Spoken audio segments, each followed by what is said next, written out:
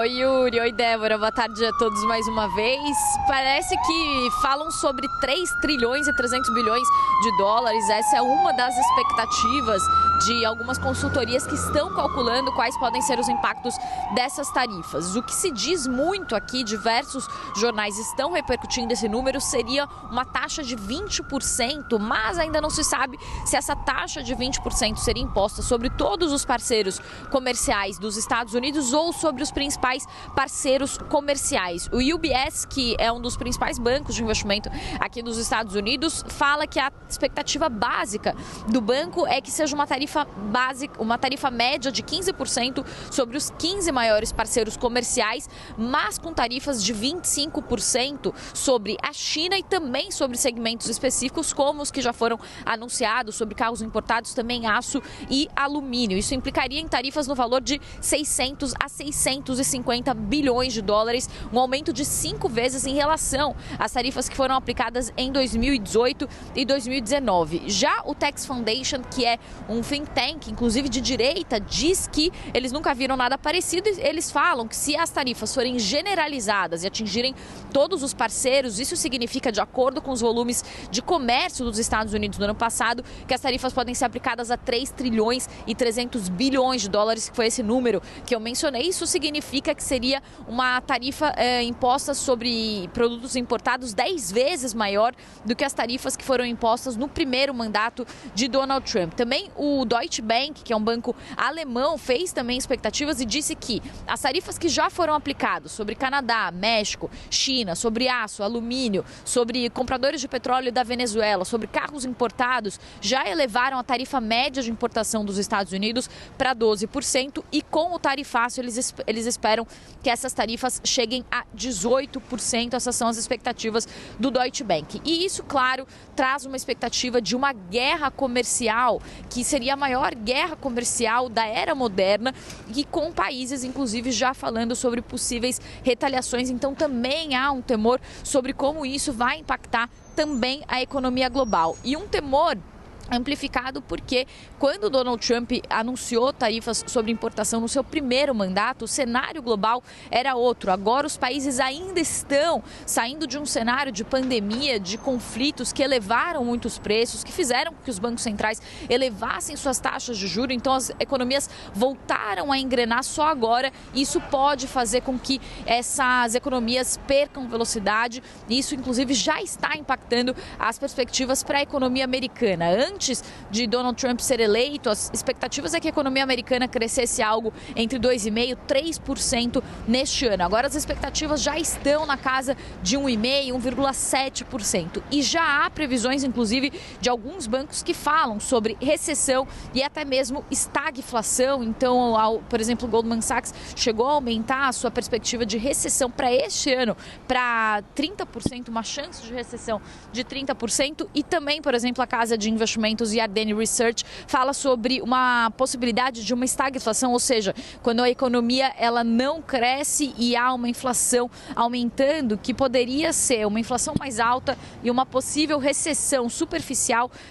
A chance que eles veem desse cenário é de 35%, foi elevada de 35% para 45%. Então, o Goldman Sachs, ele aumentou de 20% para 35% a possibilidade de uma recessão nos Estados Unidos nos próximos 12 meses. Então, todo esse cenário está sendo vislumbrado. Os mercados, só para finalizar, Yuri e Débora, fecharam o primeiro trimestre já no seu pior desempenho, isso desde 2022. O S&P 500 com uma queda de 4,6% e o Nasdaq com uma queda de 10%, com diversos economistas dizendo que isso se atribui às incertezas geradas pelas tarifas anunciadas pelo governo Trump. Eu volto com vocês. Muito obrigada, Priscila Yazbek, pelas informações ao vivo de Nova York, nos Estados Unidos. Bom trabalho para você. Olha, mas qual é, Yuri Pita, boa tarde, com calma agora para você, qual é o objetivo de Donald Trump com essa história toda de tarifaço ali, quase que indiscriminado para o mundo inteiro? Quem vem contar essa resposta é o nosso analista de economia, Fernando Nakagawa. Naka, vem para cá. Olha que fácil a sua missão. Boa tarde. Eu confesso, desculpa, Naka, antes de você responder, a Débora perguntou, eu falei, ela está perguntando para mim? Tô fora, vou chamar o Naka para me ajudar. Boa tarde, Débora e Yuri. Olha, essa resposta, ela é econômica, por isso que eu estou aqui, mas dá para dizer que é muito mais que a economia que Trump mira ao anunciar as tarifas que já conhecemos e essas novas que serão conhecidas daqui a pouquinho. Donald Trump tem nas tarifas e no comércio internacional talvez o grande tronco deste segundo mandato. Trump promete fazer a América grande de novo, fazer a economia dos Estados Unidos voltar a crescer, a indústria e a importância dos Estados Unidos como nação. E para isso, ele acha que um inimigo são os outros países. Como diria Sartre, o inferno são os outros. E os outros no comércio internacional são todos aqueles que vendem para os americanos, e Trump entende o mundo desta maneira. A gente separou 4 objetivos que, em tese, a Casa Branca tem com esta nova política de comércio internacional. O primeiro, e que dito desde a campanha, é reduzir o fluxo de fentanil, que é um opioide e tem uma febre nos Estados Unidos, uma crise gigantesca de saúde pública, mata centenas de pessoas por dia, este opioide, que é muito mais forte do que qualquer outra droga que era conhecida até então. Além disso, Trump diz que também quer reduzir o fluxo de imigrantes ilegais. Então, a ideia é punir países que ou mandam fentanil, no caso da China, e também do México, né, que passa por essa fronteira, ou países que mandam imigrantes.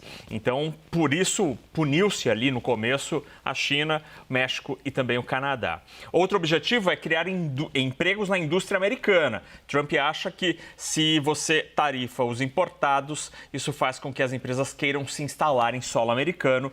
Não é bem assim. Instalar uma fábrica de um item complexo como um carro demora anos, quase uma década.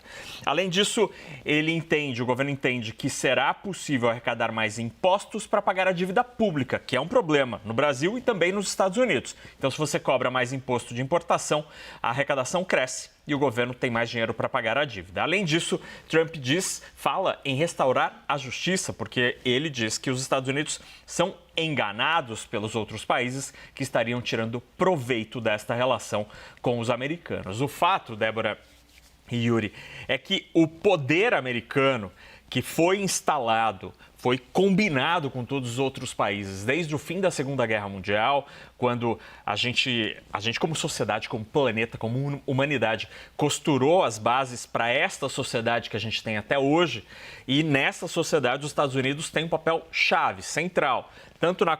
Tanto em Bretton Woods, por exemplo, que foi o acordo para a reconstrução do mundo no pós-guerra, ou nas grandes organizações internacionais, ONU, que tem sede lá, FMI, que tem sede nos Estados Unidos, e são todos órgãos, Banco Mundial, tudo onde os Estados Unidos apitam e muito.